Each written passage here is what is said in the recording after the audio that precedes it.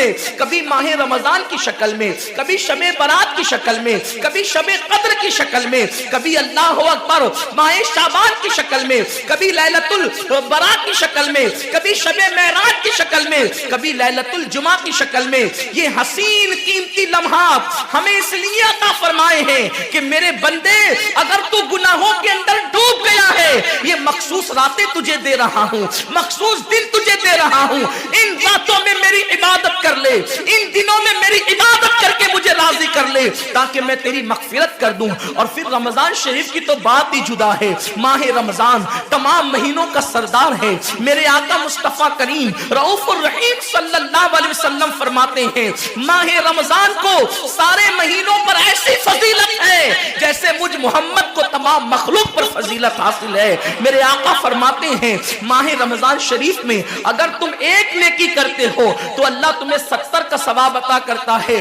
اور تمہارا خلوص بڑھ جاتا ہے تو اللہ تمہیں ایک نیکی کا 1000 عطا کرتا ہے، اخلاص اور بڑھتا ہے تو اللہ ایک نیکی پر تمہیں بے حساب ثواب عطا کرتا ہے، اس کا کوئی حساب ہی نہیں ہوتا۔ آقا کریم رؤوف الرحیم صلی اللہ علیہ وسلم فرماتے ہیں یہ ماہ رمضان کیا ہے؟ اللہ کے محبوب مصطفیٰ کریم صلی اللہ علیہ وآلہ وسلم ماہ رمضان شریف کے روزوں کی اہمیت بیان کرتے ہوئے فرماتے ہیں کہ ماہ رمضان شریف کا ایک روزہ